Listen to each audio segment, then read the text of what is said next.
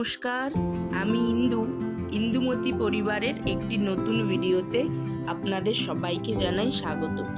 আজ শনিবার, এখন এসেছি অষ্টমীর সন্ধে আরতি দেখতে।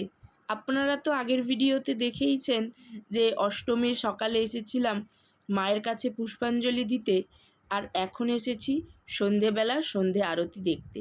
আর সাথেও রয়েছে এই অষ্টমীর দিনের একটি বিশেষ আকর্ষণ, সেটা আপনাদের একটু পরেই দেখাচ্ছি।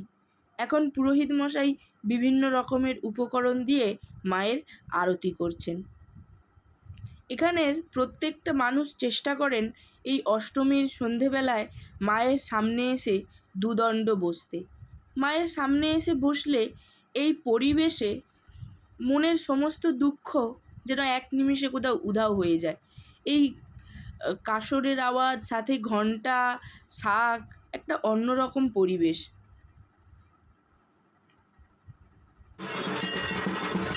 আর এই বিশেষ আকর্ষণটা হলো বাতাসা। এই অষ্টমীর দিন প্রত্যেকটা গ্রামের মানুষ তাদের মানসিকি বাতাসাগুলো মায়ের কাছে নিবেদন করেন, আর ক্লাব কমিটির সদস্যরা এই বাতাসাগুলো সকল দর্শনার্থীদের মধ্যে ছড়িয়ে দেন। আর এই বাতাসা কোড়ানোর উদ্দেশ্যে বহু দূর দূর গ্রাম থেকে মানুষজন আসেন এই বাতাসা ছড়ানোকে কেন্দ্র করে। প্রচুর মানুষের সমাগম হয় এই অষ্টমীর দিনকে। দেখুন, ক্লাব কমিটির সদস্যরা মাথায় এই গামলিতে করে বাতাসাগুলো নিয়ে দর্শনার্থীদের মাঝখানে চলে যাচ্ছেন বাতাসাগুলো ছড়াবেন বলে। বিভিন্ন মানুষ, কেউ দেখুন দাঁড়িয়ে রয়েছে, কেউ শাড়ির আঁচল পেতে নিচে বসে পড়েছেন শুধুমাত্র এই বাতাসা কোড়ানোর জন্যে। এটাকে সবাই খুব আনন্দ উপভোগ করেন, আর ভীষণ মজাও হয়ে থাকে এই অষ্টমীর দিনকে।